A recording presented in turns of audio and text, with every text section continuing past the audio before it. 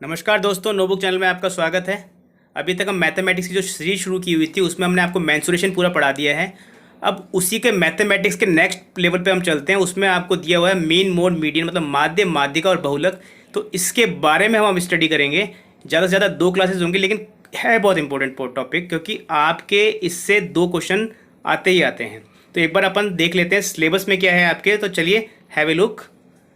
Statistics secondary level की statistics है आपके पास। इसमें collection of data, presentation of data, graphical representation of data, measures of central tendency, mean, mode, median of ungrouped and grouped data. तो basically आपको जो mean है उस पर से ज़्यादा क्वेश्चन आते हैं, और जो अगला क्वेश्चन आता है वो आता है मीन, मोड और मीडियन में क्या आपस में रिलेशनशिप है, उसमें से एक क्वेश्चन आता है। और एक क्वेश्चन ग्राफिकल रिप्रेजेंटेशन पे होता है, जिसमें बेसिकली पाई चार्ट के बारे में आपको डेटा देके क्वेश्चन पूछा हुआ होता है। तो ये तीनों के तीनों ही आपके लिए लड्डू क्वेश्चन है। आप इजीली इसमें तीनों में के तीनों ठीक करके पूरे मार्क्स ला सकते हैं। तो चलिए शुरू करते हैं मीन के बारे में। तो दोस्तों आज हम बात करते हैं माध्य, बहुलक और माध्यिका की, मतलब मीन, मोड और मीडियन की। तो आपके एग्जाम में जो क्वेश्चंस आते हैं वो एवरेज के ऊपर ज्यादा आते हैं, मतलब मीन के ऊपर ज्यादा आते हैं। बाकी के जो क्वेश्चन है वो मीडियन, मोड और मीन के बीच में जो संबंध है उस संबंध के ऊपर क्वेश्चंस आते हैं। तो अपन एवरेज पढ़ेंगे और मीन, मोड, मीडियन के संबंध के बेसिस पे जो क्वेश्चंस आते हैं उनके बारे में भी डिस्कस करेंगे। तो सबसे पहले अपन शुरू करते हैं मीन के बारे में या एवरेज के बारे में। एवरेज औसत के नाम से भी जानते हैं और माध्य के नाम से भी जानते हैं। कई बार आपसे पूछा जाता है कि आपके इतने इतने मार्क्स आए हैं, तो बेसिकली आपके एवरेज या मीन मार्क्स कितने हैं। तो वो मीन मार्क्स कैसे निकालते हैं अपन उसकी बात कर रहे हैं। सपोज कीजिए आपके 10, 20, 30, 40 और 50 5 सब्जेक्ट में इतने इतने मार्क्स है। एक में 10, एक में 20, एक में 30, एक में 40 और एक में 50। तो टोटल मार्क्स कितने हो गए आपके? 50 चाहे 90 कितने हो गए टोटल मिला के? 150। ऐड कर लीजिए कितना आ जाएगा आपके पास? 150 आ जाएगा। और टोटल नंबर्स कितने हैं? 1 2 3 4 5 डिवाइड बाय 5। तो इसका मतलब आपके जो एवरेज मार्क्स है वो कितने हैं? 30 मार्क्स है।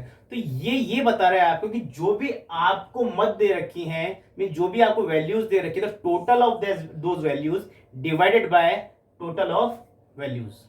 कहने का मतलब ये है कि इन वैल्यूज का जो सम है वो कितना है? Sum of the values divided by number of the values. संख्याओं का योग, जो भी संख्याएं दे रखी उन संख्याओं का योग डिवाइडेड बाय कुल संख्या। तो हम इसको लिख सकते हैं संख्याओं का योग डिवाइडेड बाय कुल संख्या। ये क्या निकलता है आपका? एवरेज निकलता है, ये कह सकते हैं औसत या माध्य। तो संख्याओं का योग, यहाँ हमने क्या किया? संख्याओं का योग देख लिया था। इन सबको जब हमने ऐड किया तो संख्याओं का योग कितना आ रहा था? 150। और टोटल संख्याएं कितनी थी यहाँ पे? 5। तो डिवाइड किया तो कितना आ गया था आपका? एवरेज 30। तो जब भी आपको एवरेज निकालना है आपको हमेशा ध्यान रखना है कि आपके पास जो संख्याएं दे रखी है उनका सम कितना है और वो टोटल मिला के संख्याएं कितनी है, उससे आप डिवाइड कर देंगे तो आपका आ जाएगा एवरेज। ठीक है। अब सपोज कीजिए वो यहां पर हमको ये दिया हुआ होता एवरेज, यहां पे हमको दिया हुआ होता एवरेज कितना? 30।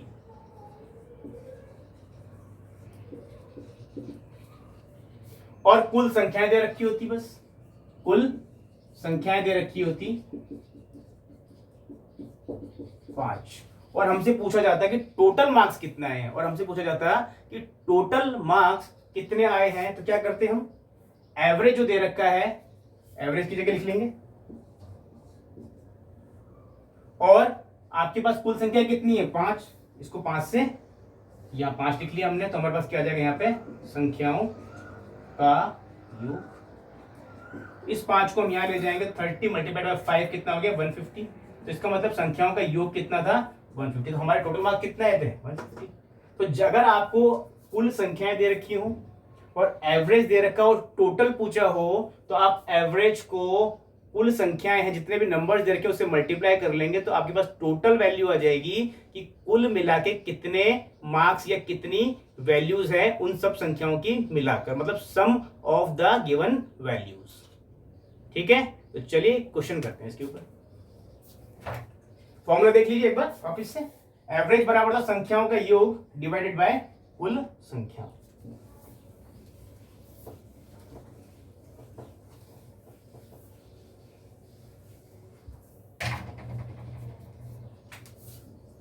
एग्जाम में उसने क्वेश्चन पूछ लिया, प्रथम 5 अभाज्य संख्याओं का माध्य कितना होगा। तो यहां सबसे पहले बात यह है कि आपको पता होनी चाहिए अभाज्य संख्याएं कौन सी होती हैं। ठीक है, तो मैं बता देता हूं आपको। तो अभाज्य संख्याएं वो होती हैं जो कि केवल और केवल खुद से डिविजिबल होती हैं या 1 से डिविजिबल होती हैं। तो अभाज्य संख्या कहां शुरू होंगी? 2 से। 2 एकमात्र इवन या सम संख्या है जो कि क्या है? अभाज्य संख्या है। बाकी जितनी भी संख्याएं आपको मिलेंगी सारी की सारी क्या होंगी? ऑड होंगी। तो आप ये चीज भी ध्यान रखिए। तो पहली इवन संख्या, पहली अभाज्य संख्या क्या हो गया आपके? 2, उसके बाद 3, उसके बाद 4 तो है क्योंकि 4 2 से भी डिविजिबल है, 5, उसके बाद 7, उसके बाद बिल्कुल सही है 11, क्योंकि 8 नहीं है, 9 नहीं है, 10 नहीं है, क्या आएगी? 11। तो इसका मतलब उसने आपसे जो बोला है कि 5 अभाज्य संख्याएं, तो सबसे पहले आपको 5 अभाज्य संख्या को पता होनी चाहिए कि वो क्या है। तो वो होगी 2, 3, 5, 7 और 11। हमको इसका एवरेज निकालना है। एवरेज का फॉर्मूला क्या होता है? औसत बराबर या माध्य बराबर संख्याओं का योग डिवाइडेड बाय कुल संख्याएं। तो अगर मैं यहां संख्याओं के योग की बात करूं तो इन सबको ऐड कर लीजिए। 5 और 5 10 और 7 17, 17 और 11 28। और कुल संख्याएं कितनी है? यहां पर 5 है। तो यहां जब मैं 28 को 5 से डिवाइड करूंगा कितना आ जाएगा? 5.6। तो इसका मतलब अगर वो आपसे पूछता है 5 प्रारंभिक अभाज्य संख्याओं का माध्य कितना होगा, तो पहले आपको पता होना चाहिए कि अभाज्य संख्या कौन कौन सी है। पहले आप वो अभाज्य संख्या लिखकर उनको ऐड कर लीजिए और डिवाइड कर देंगे कुल संख्याओं से। तो कितना आ गया? इनका सम कितना है? 28 divide by 5। Your answer is 5.6। Clear है? चलो नेक्स्ट लव मूव करते हैं नेक्स्ट क्वेश्चन के ऊपर।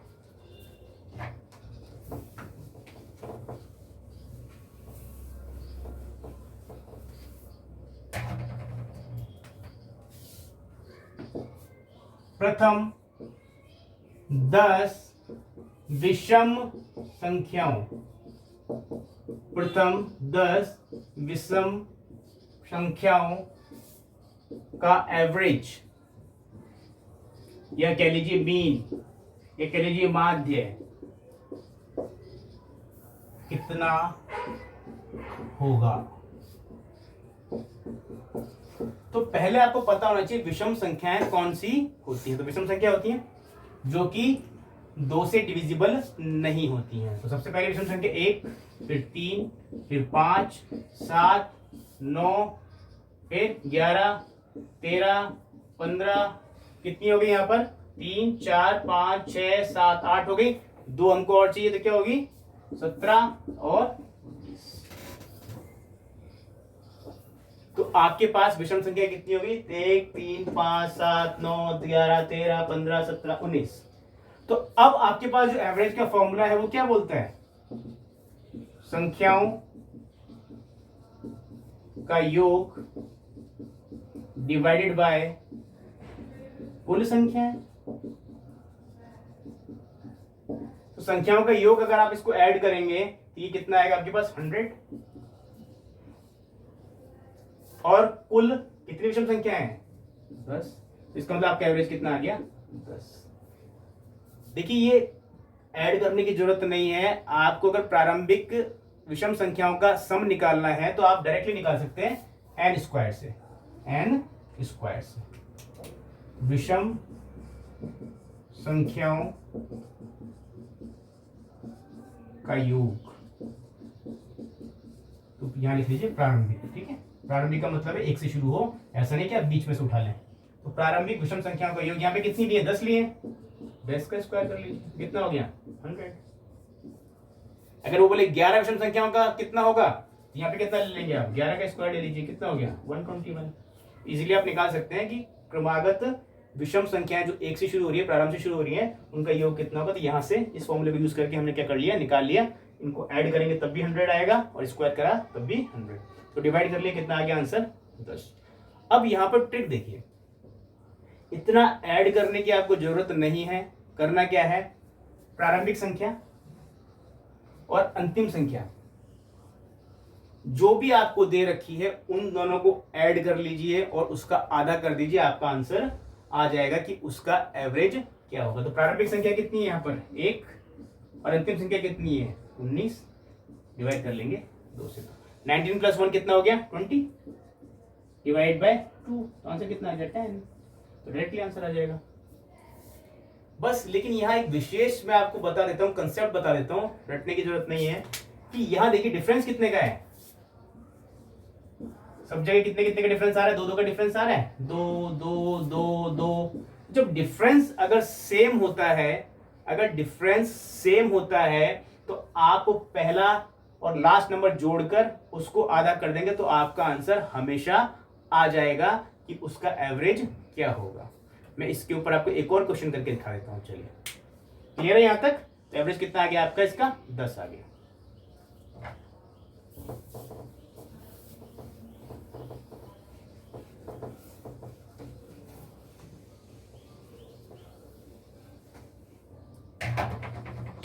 सपोज कीजिए हमने संख्या ले ली 5, 10, 15, 20, 25। 5 संख्या ली, 5, 10, 15, 20, 25। क्या निकालना है? एवरेज निकालना है। तो क्या करते हैं, संख्याओं का योग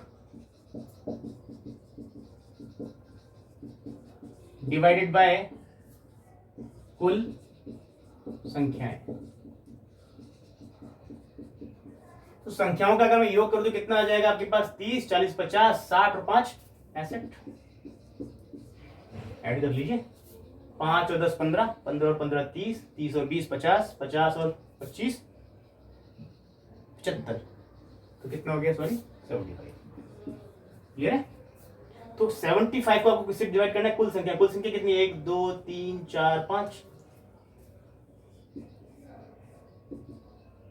तो कितना आ जाएगा आपके पास? 15। तो इसका मतलब आपका एवरेज कितना आ गया यहाँ पर? 50। अब देखिए, ये तो अपन ने फॉर्मूले से किया। अगर मैंने आपको बताया था पहला और जो आखिरी का नंबर है उसको ले लीजिए, उसको डिवाइड कर लेंगे 2 से, मतलब उसका मीन निकालेंगे फर्स्ट और लास्ट नंबर का। तो कितना आ गया? 30 डिवाइडेड बाय 2। तो आंसर कितना आ गया? सेम आंसर आया दोनों। बस बेसिक कंसेप्ट आपको ये ध्यान रखना है कि यहां जो गैप है वो सेम होना चाहिए। अगर गैप सेम नहीं है तो आप इस ट्रिक को यूज नहीं करेंगे प्लीज, ठीक है? तो आप इजीली आंसर निकाल सकते हैं। क्लियर है? आगे चलते हैं।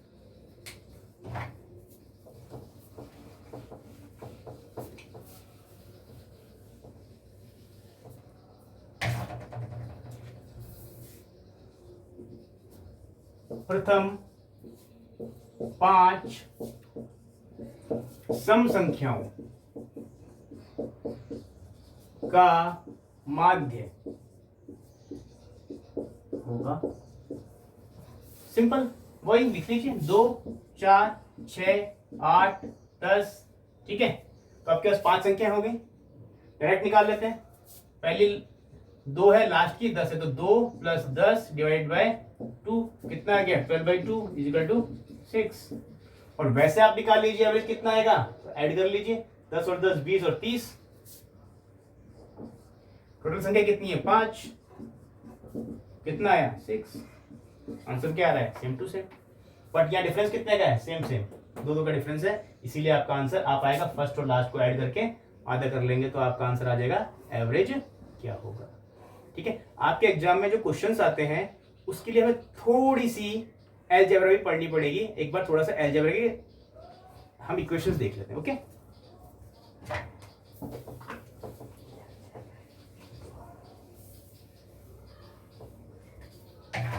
देखिए इक्वेशन देखिए, यदि आपको दे रखा है a प्लस बी इसका whole cube, a plus B का होल क्यूब, तो इसको अगर हम एक्सपेंड करेंगे तो क्या होगा, a cube plus B cube plus 3ab a plus B, a cube plus B cube plus 3ab a plus B, ये होता है इसका एक्सपेंशन a प्लस बी के होल क्यूब का।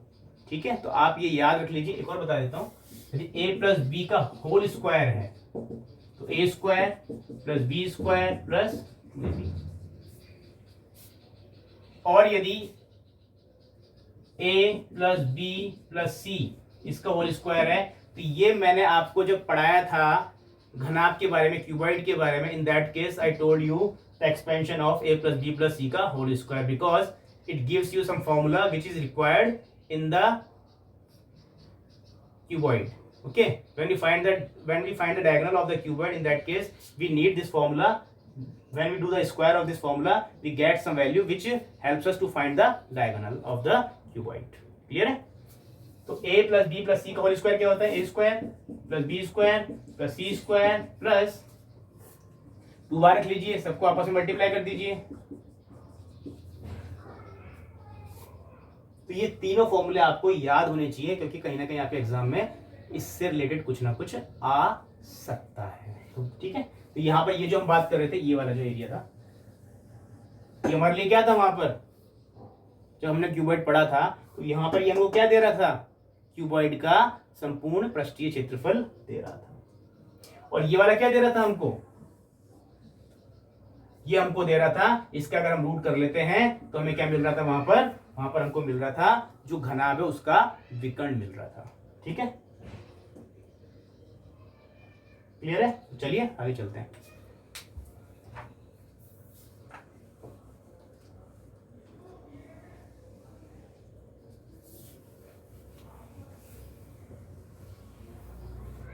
क्वेश्चन देखते हैं।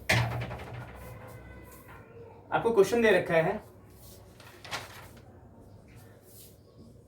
x तथा 1/x का माध्य, x तथा 1/x का माध्य m है, तो x क्यूब तथा 1/x क्यूब का माध्य क्या होगा। क्लियर है? ये आपसे पूछा है x प्लस 1/x का माध्य m है, तो x क्यूब तथा 1/x क्यूब का माध्य क्या होगा। अगर मुझे x को एक वैल्यू दे रखी है और एक वैल्यू दूसरी दे रखी है, इसका माध्य निकालना तो कैसे निकालूंगा, x प्लस 1/x, उसे क्या कर लूंगा, आधा, उसका आधा कर लूंगा तो क्या निकल जाएगा, माध्य निकल जाएगा।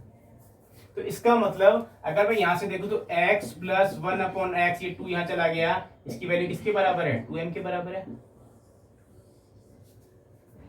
भाई माध्य निकालना, तो माध्य कितनी है, 2 संख्याएं हैं, 2 संख्याओं को जोड़ के आप क्या करेंगे, 2 से डिवाइड करेंगे, तो संख्याओं का योग डिवाइड बाय कुल संख्या है, तो x प्लस 1/x डिवाइड बाय 2, और ये जो आपको दे रखा है माध्य वो किसके बराबर है, m के बराबर है, बोला है उसने।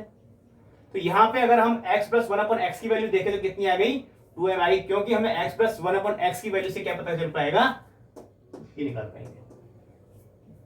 ठीक है, अब हमको निकालना है x क्यूब तथा 1/x क्यूब का माध्य क्या होगा। चलिए देखते हैं, x cube plus 1/x cube, माध्य निकालना है तो किससे डिवाइड करना पड़ेगा, 2 से, तो क्या निकल जाएगा, माध्य। अब यहां वैल्यू क्या आएगी माध्य की, वो हम इस वैल्यू से फाइंड करेंगे। तो x प्लस 1/x is equal to 2m है हमारे पास। तो अगर मैं इसको यहां से क्यूब कर लूं, क्योंकि मुझे क्या चाहिए, वहां पर क्यूब की फॉर्म चाहिए, तो क्यूब कर लेते हैं। तो अगर मैं इधर क्यूब करूंगा तो इधर भी क्यूब करना पड़ेगा, तो भी क्यूब से क्यूब कैंसिल होगा, वैल्यू पे कोई फर्क नहीं पड़ेगा। फॉर एग्जाम्पल बता देता हूँ, जैसे 2 है इजिकल टू 1 इंटू 2 कर लिया।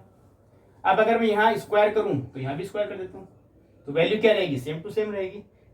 तो इस स्क्वायर से स्क्वायर कट गया, तो इसीलिए मैंने क्या किया, अगर यहाँ क्यूब करूंगा तो यहाँ भी क्यूब मुझे करना पड़ेगा। ठीक है, इसका क्यूब देख लेते हैं। अभी मैंने आपको बताया था a प्लस बी का क्यूब क्या होता है, A cube plus B cube plus 3ab a plus B. इसी को एक्सपेंड करते हैं, X cube plus 1 upon X cube, ये था, प्लस 3, ए की जगह क्या है x और b की जगह क्या है 1 अपॉन एक्स, और फिर यहां पे क्या है, a की जगह x और b की जगह क्या है 1 अपॉन एक्स। ठीक है, और यहां का अगर क्यूब किया तो यहां का भी क्या, तो ये कितना हो गया, 2 का क्यूब कितना होता है 8m। अब आप देखिए, ये हमको फाइंड करना है, क्योंकि इसी से हमारी, इसको हम 2 से डिवाइड कर लेंगे तो हमारा माध्य आ जाएगा। तो इसको फाइंड करने के लिए हम इसको एज इट इज रखते हैं, बाकी वैल्यूज को देख लेते हैं। इस x से ये वाला x कट गया। ठीक है, x प्लस 1 अपॉन एक्स की वैल्यू क्या थी, x प्लस 1 अपॉन एक्स की वैल्यू यहां पर थी आपके पास 2m थी। भाई यहां से आपके पास जो x प्लस 1 अपॉन एक्स की वैल्यू आई थी वो कितनी आई थी, 2m आई थी। तो इसका मतलब इसकी जगह में क्या लिख सकता हूं, 2m लिख सकता हूं। तो इसको मैं एज इट इज रख देता हूं, प्लस 3, ये कट चुका है, यहाँ की जगह क्या लिख सकता हूं मैं, 2m लिख सकता हूं, इजिकल टू किसके हैं, 8m क्यूब के।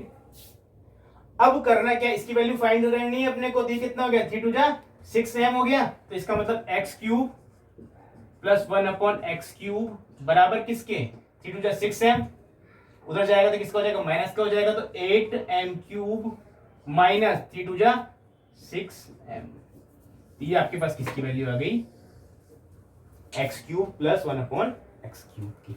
तो हमें ये तो चाहिए थी यहाँ पर कि x plus 1 upon X cube की वैल्यू मिल जाए, उसको हम 2 से डिवाइड कर लेंगे तो हमारा क्या आ जाएगा, माध्य आ जाएगा। तो चलिए अब यहां पर मैं वैल्यू लिख लेता हूं, x cube plus 1 upon X cube की। तो x cube plus 1 upon X cube की वैल्यू m की फॉर्म में कितनी है, ये है, कितनी है 8m क्यूब माइनस 6m, और माध्य निकालने तो किससे डिवाइड करना पड़ेगा, 2 से डिवाइड करना पड़ेगा। तो यहाँ 2 से डिवाइड कर लिया। तो यहां पर जो भी कॉमन आ सकता है उसको आप एक बार बाहर ले लीजिए। तो 2m कॉमन ले लेता हूं, यहां क्या बच जाएगा आपके पास 4m स्क्वायर, और यहां क्या बच जाएगा आपके पास 3, और यहां बाहर 2 है, इस 2 से ही 2 काट ले। तो आपके पास जो आंसर है वो है m 4m स्क्वायर माइनस 3। तो ये क्वेश्चन आपके एग्जाम में पूछा था, इसको आप याद कर लीजिए। ठीक है, तो कैसे सॉल्व होगा, इजी है, कुछ नहीं है, बस आपको एक फॉर्मूला याद करना है। X cube plus 1 upon X cube की वैल्यू आ जाएगी आपके पास, ये आ चुकी। इस वैल्यू में से आपको 2 से डिवाइड करने क्योंकि माध्य निकालना है। 8m क्यूब और 6m में से 2m कॉमन आ सकता है, तो यहाँ कितना रह गया 4m रह गया, और यहाँ कितना रह गया 3 रह गया, क्योंकि m भी तो बाहर आया है। अब इस 2 से ये 2 कट गया तो बचा कितना m, ये 4m स्क्वायर, क्योंकि यहाँ से 1m बाहर आया और माइनस 3, तो ये क्या हो गया आपका आंसर हो गया। एग्जाम में ये क्वेश्चन आया हुआ है, आपके आंसर क्या होगा m 4m स्क्वायर माइनस 3। ठीक है, तो चलिए एक बार उतार लीजिए, फिर अपन आगे चलते हैं। चलिए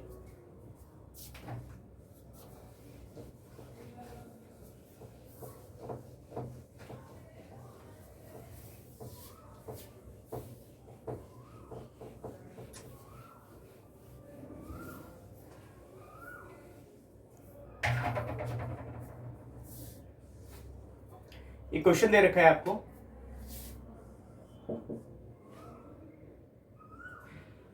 किसी कंपनी में अनस्किल्ड वर्कर स्किल्ड वर्कर काम करते हैं। ठीक है, उनका एवरेज आपको सैलरी दे रखी है कि अनस्किल्ड वर्कर की इतनी है, स्किल्ड वर्कर की इतनी है, और ओवरऑल एवरेज सैलरी इतनी है। तो आपको बताना है कि जो स्किल्ड वर्कर है वो टोटल वर्कर का कितना प्रतिशत है। तो क्वेश्चन लिख लेते हैं एक बार, किसी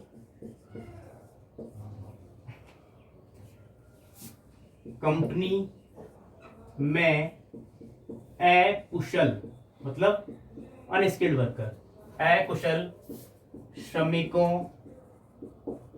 अकुशल श्रमिकों को मिलने वाली औसत सैलरी 10,000 रुपये है तथा इसी कंपनी में स्किल्ड वर्कर मतलब कुशल श्रमिकों को मिलने वाली सैलरी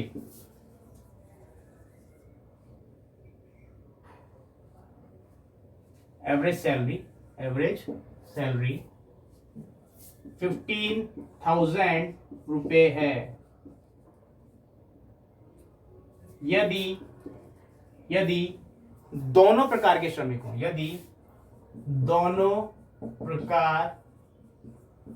श्रमिकों मतलब कहने का ये है कि स्किल्ड वर्कर और अनस्किल्ड वर्कर है, उन दोनों को मिला लिया जाए तो दोनों प्रकार के श्रमिकों को मिलने वाली एवरेज मतलब औसत सैलरी 12,000 रुपये है। कितनी है? 12,000 रुपीज है। तो कुशल श्रमिक कुल श्रमिकों का कितना प्रतिशत है? ये घबराने की जरूरत नहीं है, देखने में क्वेश्चन बहुत बड़ा लग रहा है बट रियल में ये है नहीं। इसको सॉल्व कैसे करना है दोनों तरीके मैं आपको बता दूंगा, एक तो ट्रिक से ही बता दूंगा और वैसे भी बता दूंगा। ठीक है, सपोज कर लीजिए अकुशल जो श्रमिक हैं, अकुशल श्रमिक वो है x और जो कुशल श्रमिक हैं ये वाले ये हैं y। अब अगर x श्रमिकों में एक को कितने मिल रहे हैं? 10,000 मिल रहे हैं, तो टोटल सबको कितने मिलेंगे? 10,000 गुणा x, क्योंकि ये तो एवरेज का मतलब क्या होता है? एक की बात कर रहा है। और कुल श्रमिक कितने हैं? x है, तो कुल मिला के कितना पैसा मिलेगा? 10,000 x। इसी तरीके से अगर मैं y श्रमिकों की बात करूं तो एक श्रमिक को कितना मिल रहा है? 15,000, तो y श्रमिकों को कितना मिलेगा? 15,000 गुणा y। क्लियर है? यहां तक कोई दिक्कत नहीं है। अब देखिए, अब टोटल कितना मिल रहा है? 12,000 रुपए। टोटल कितना मिल रहा है? 12,000 रुपए एवरेज। किसको? x प्लस y श्रमिकों को अगर मैं मिला देता हूं तो एक श्रमिक को कितना मिलता है? 12,000 मिलता है। टोटल श्रमिक कितने हैं? x plus y। तो इसको अगर मैं इससे गुणा कर लूंगा तो टोटल कितना मिलेगा वो यहां से निकल जाएगा। तो चलिए क्वेश्चन करते हैं। x प्लस y, टोटल श्रमिक एक को मिलता है कितना? 12,000। टोटल को कितना मिल गया? इतना। अब यहां इनको जो पैसा मिल रहा है वो पैसा किसके बराबर होगा? इसके प्लस इसके बराबर, मतलब 10,000 x प्लस 12,000 y के। 10,000 x प्लस 12,000 y के। तो अब इसको अगर आप खोलेंगे तो कितना आ जाएगा? 12,000 x प्लस 12,000 y। x से एक बार मल्टीप्लाई कर लिए, एक बार y से मल्टीप्लाई कर लिए, इजिकल टू 10,000 x प्लस 12,000 सॉरी, x को एक तरफ रख लीजिए, y को एक तरफ रख लीजिए। ये यहां ले आया, ये यहां ले गया। इस 12,000 में से 10,000 गया तो कितना बचा? 2,000 x। और इस को यहां ले गया, ये कितना था आपके पास? 15,000। तो सॉरी 15,000 दे रखा है। 15,000 में से जब 12,000 गया तो कितना बचा? 3,000 y।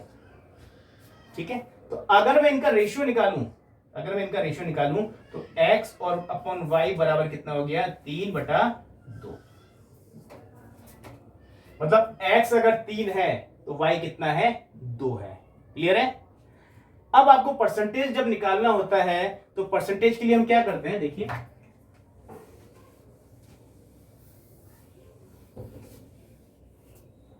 प्रतिशत क्या होता है? कुल वैल्यू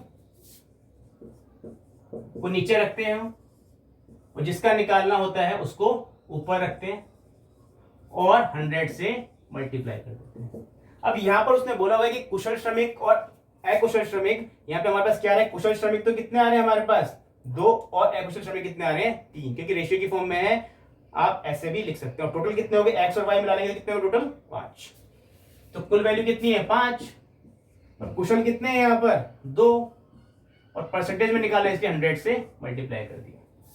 ठीक है, तो ये कितना आ जाएगा आपके पास 40%। ये आपका हो गया आंसर। जितने भी आपको फिगर दे रखे थे उसके बेसिस पे जब उसने पूछा हुआ है कि कुल कुशल श्रमिक कितने होंगे, तो वो कितने होंगे 40% होंगे of the total number of the given workers. ठीक है, अब हम इसको ट्रिक के बेसिस पे भी कर लेते हैं। ठीक है,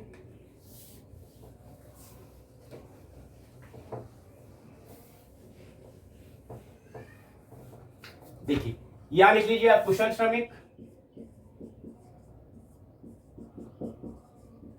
यहां लिख लीजिए आप अकुशल श्रमिक,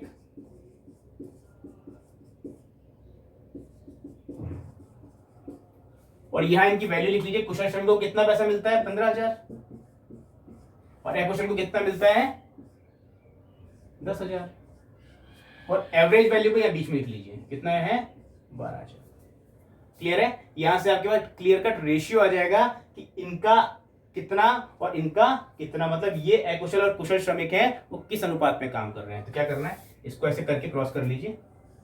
इन दोनों का जो डिफरेंस है, इन दोनों का डिफरेंस की बात कर रहा हूं, इसमें से ये घटाना, इसकी बात नहीं कर रहा हूं, मैं सिर्फ डिफरेंस की बात कर रहा हूं।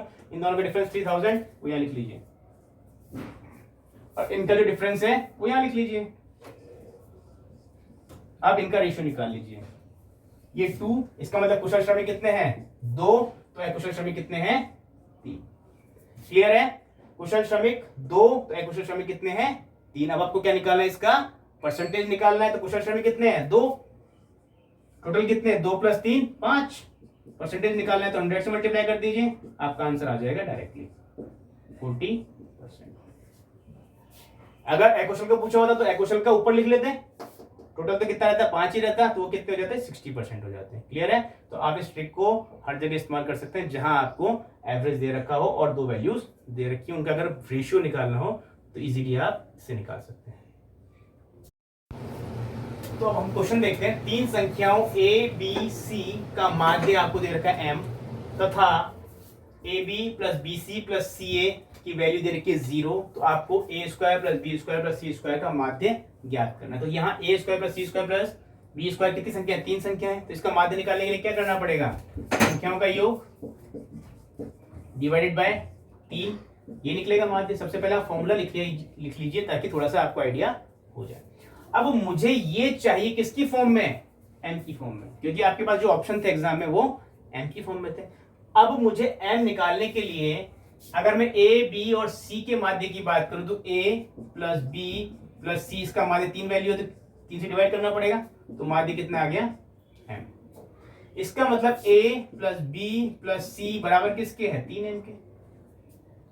अब मुझे स्क्वायर की फॉर्म में चाहिए, तो मैंने अभी थोड़ी देर पहले आपको फॉर्मूला बताया था कि यदि इन तीनों वैल्यूज का स्क्वायर करते हैं तो हमें क्या मिलता है वो देख लेते हैं।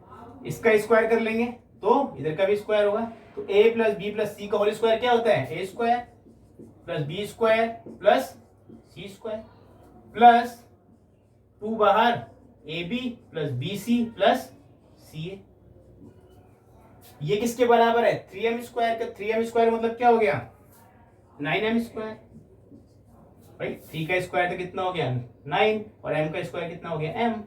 तो अब यहां पर जो दे रखा है उसने हमें वैल्यू किसकी चाहिए, यही चाहिए हमारे को। तो a² + b² + c², उसको हम यहां रख देंगे वैल्यू को, और 3 से डिवाइड कर देंगे तो हमारा क्या आ जाएगा माध्य आ जाएगा। तो हमें ये वाली वैल्यू तो चाहिए, और a, b, b, c और ca उसने ऑलरेडी दे रखा है किसके बराबर है 0 के बराबर।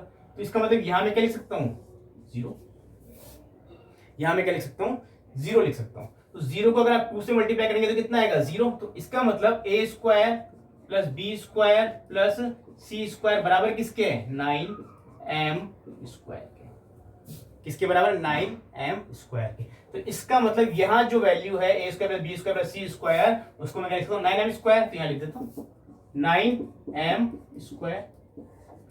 माध्य निकालना है तो किससे डिवाइड करना पड़ेगा 3 से, फॉर्मूले में है। तो 3 से डिवाइड कर लीजिए। तो इसका मतलब आपका आंसर क्या गया 3m²। ये क्या होगा, माध्य होगा किसका, a² + b² + c² का। क्लियर है, बिल्कुल इजी क्वेश्चन है, कुछ नहीं करना था इसमें, एकदम लाइट क्वेश्चन है। चलिए आगे करते हैं, एक और क्वेश्चन करते हैं।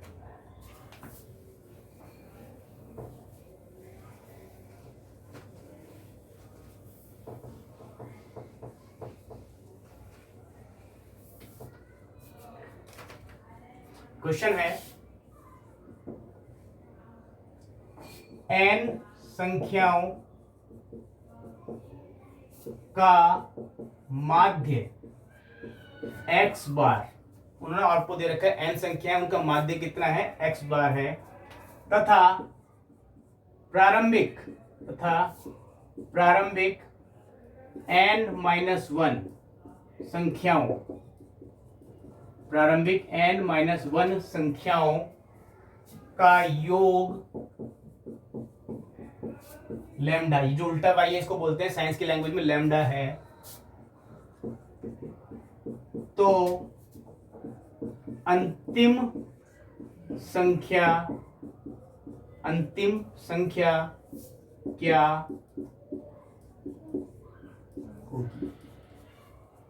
तो आपको दिया हुआ है n संख्याएं, हो सकता है 10 हो, 20 हो, 30 हो, 40 हो, सपोज कर लीजिए अपन 20 संख्याएं हैं, ठीक है। 20 संख्या को उसने माध्य दे दिया x बार। अब वो बोल रहा है प्रारंभिक n-1 संख्या, जैसे 20 संख्या हमने मानी है, तो बोल रहा है कि 19 संख्याएं जो हैं उनका आपको क्या दे रखा है, योग लैम्डा दे रखा है। तो आपको 20वीं संख्या निकालनी, ठीक है। क्वेश्चन समझाने के लिए मैं बता रहा हूं, बट आपको एग्जाम में जो क्वेश्चन पूछा था वो इसी फॉर्म में पूछा था, तो इसी फॉर्म में आपको आंसर करना है। चलिए देखते हैं। तो n संख्याओं का माध्य x बार है, तो माध्य क्या होता है, संख्याओं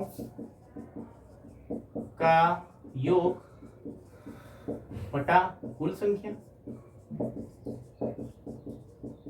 तो अगर 20 संख्याएं हैं तो उन 20 संख्याओं का योग कितना होगा वो निकालना है। तो माध्य कितना दे रखा है, x बार, संख्याओं का योग, अगर मैंने 20 संख्या मानी है तो उनका योग कितना होगा वो निकाल लेता हूं। इस कुल संख्या कितनी दे रखी है आपको, यहां लिख लेता हूं संख्याओं का योग, और कुल संख्या कितनी बोल रहा है वो n बोल रहा है। इसका मतलब इस n को मैं यहां ले जाकर मल्टीप्लाई कर दूं तो संख्याओं का योग आ जाएगा आपके पास। वैसे भी अगर आपको शुरू में मैंने बताया था कि एवरेज से कुल संख्याओं को मल्टीप्लाई कर लेते तो संख्याओं का योग आ जाता है। तो संख्याओं का योग कितना हो गया,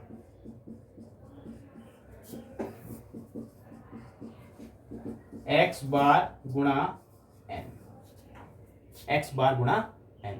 और अब वो बोल रहे हैं कि लैम्डा जो है वो n-1 संख्या का योग है, मतलब 19 संख्या तक का योग कितना है, लैम्डा है। कुल 20 संख्याओं का योग कितना है, इतना है।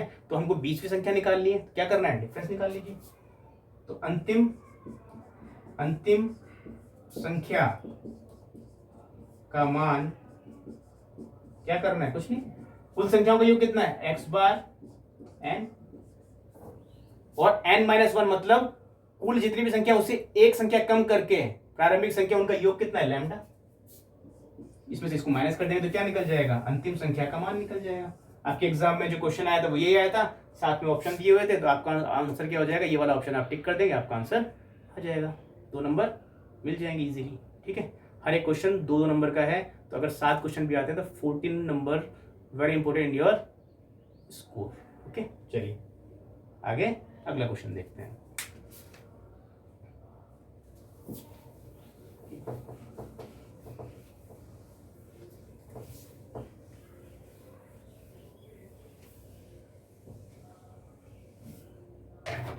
एक सिंपल सा क्वेश्चन कर लेते हैं।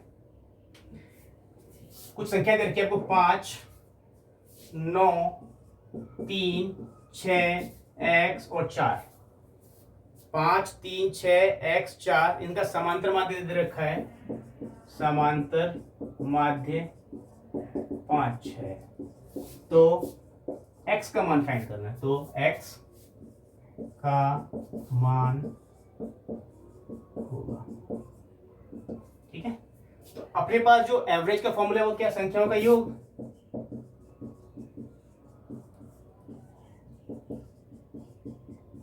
डिवाइडेड बाय कुल संख्या है। क्या निकल जाएगा यहाँ से, एवरेज। एवरेज को हम एक्स बार से भी लिखते हैं, ठीक है। अब यहाँ दे रखा है समांतर माध्य कितना, 5, तो यहाँ लिख लीजिए 5। संख्याओं का योग कितना हो जाएगा, 5 + 9 + 3 + 6 + x + 4 डिवाइड बाई कुल संख्या कितनी दे रखी है, 1 2 3 4 5 6।